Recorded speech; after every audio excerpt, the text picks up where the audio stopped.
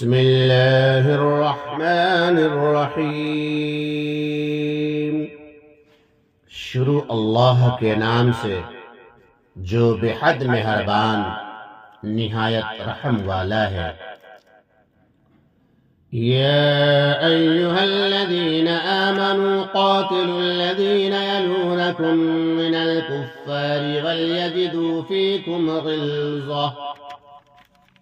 اے ایمان والو، ان کفار سے لڑو جو تمہارے آس پاس رہتے ہیں، اور ان کو تمہارے اندر سختی پانا چاہیے، یعنی جہاد کے وقت بھی مضبوط رہنا چاہیے، اور ویسے بھی غیر زمانہ صلح میں ان سے ڈھیلا پن نہ برتنا چاہیے۔ وَاعْلَمُوا أَنَّ اللَّهَ مَعَ الْمُتَّقِينَ، اور یہ یقین رکھو کہ اللہ تعالیٰ کی امداد متقی لوگوں کے ساتھ ہے، بس ان سے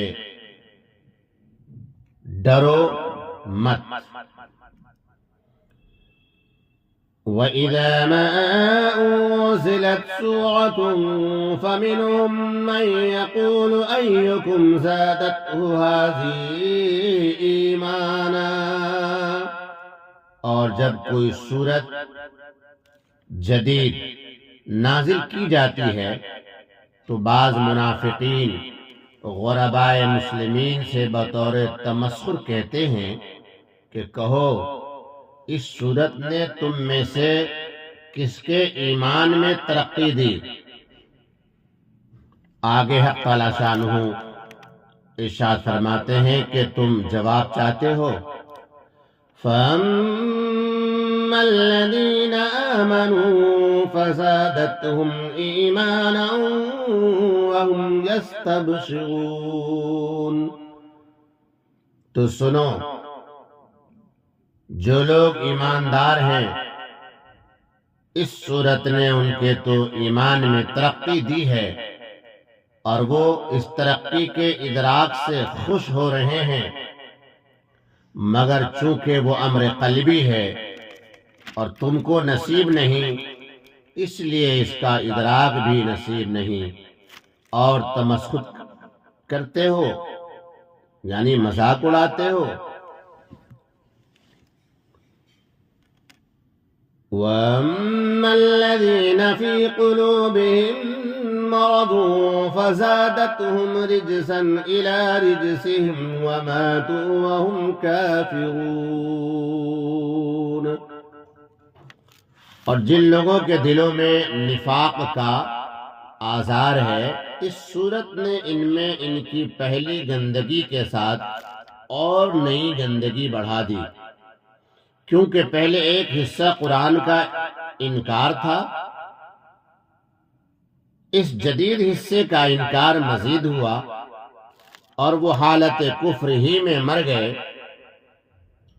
یعنی جو ان میں مر چکے ہیں وہ کافر مرے، اور جو اسی اصرار پر رہیں گے وہ کافر مریں گے۔ حاصل جواب یہ ہوا کہ قرآن میں ایمان کو ترقی دینے کی بے شک خاصیت ہے، لیکن محل میں قابلیت بھی تو ہو، اور اگر پہلے سے خباثت مستحکم موجود ہے تو اور بھی اس کو استحکام ہو جائے گا۔ أَوَلَا يَرَوْنَ أَنَّهُمْ يُفْتَنُونَ فِي كُلِّ عَامٍ مَّرَّةً أَوْ مَرَّتَيْنِ ثُمَّ لَا يَتُوبُونَ وَلَا هُمْ يَذَّكَّرُونَ۔ اور کیا ان کو نہیں دکھائی دیتا کہ یہ لوگ ہر سال میں ایک بار یا دو بار کسی نہ کسی آفت میں پھنستے رہتے ہیں، مگر پھر بھی اپنی حرکات شنیعہ سے باز نہیں آتے، اور نہ وہ کچھ سمجھتے ہیں جس سے باز آنے کی آئندہ امید ہو، یعنی ان حوادث سے ان کو عبرت پکڑنا اور عبرت پکڑ کر اپنی اصلاح کر لینا چاہیے تھا، یہ تو ان کے تمسخر کا بیان ہوا جو اپنی مجالس میں کرتے تھے، آگے تنفر کا بیان ہے جو مجلس نبوی صلی اللہ تعالی علیہ وسلم میں ان سے صادر ہوتا تھا۔ چنانچہ ارشاد ہے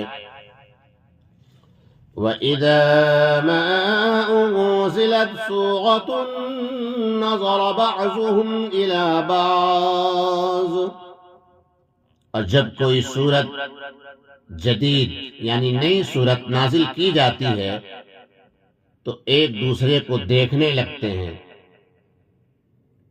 اور اشارے سے باتیں کرتے ہیں۔ هل يراكم من أحد ثم انصرفوا صرف الله قلوبهم بأنهم قوم لا يفقهون، کہ تم کو کوئی مسلمان دیکھتا تو نہیں کہ اٹھتا ہوا دیکھ لے اور حضرت محمد صلی اللہ تعالی علیہ وسلم سے جا لگائے، پھر اشاروں ہی اشاروں میں باتیں کر کے وہاں سے اٹھ کر چل دیتے ہیں۔ یہ لوگ مسجد نبوی سے کیا پھرے؟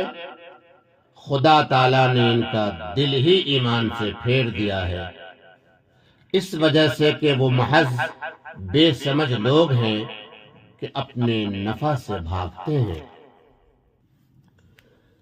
لقد جاءكم رسول من أنفسكم عزيز عليه ما عنتم حريص عليكم بالمؤمنين رؤوف رحيم۔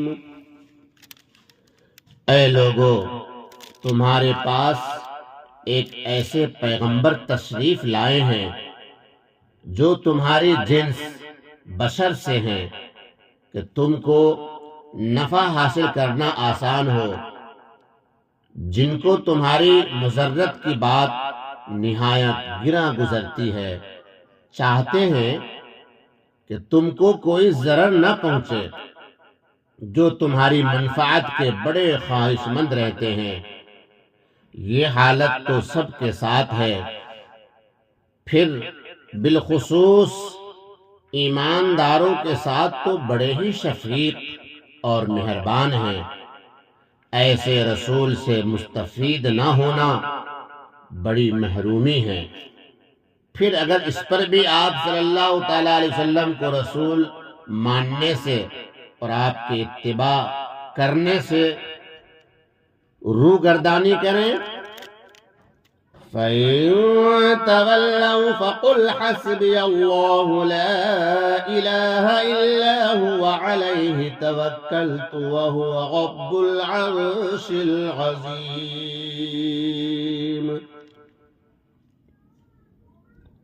آپ کی اتباع کرنے سے روگردانی کریں تو آپ فرما دیجئے کہ میرا کیا نقصان ہے، میرے لیے تو اللہ تعالی حافظ و ناصر کافی ہے، اس کے سوا کوئی معبود ہونے کے لائق نہیں ہے، بس معبودیت اس کے ساتھ مختص ہے تو لا محالہ سارے کمالات علم و قدرت اس میں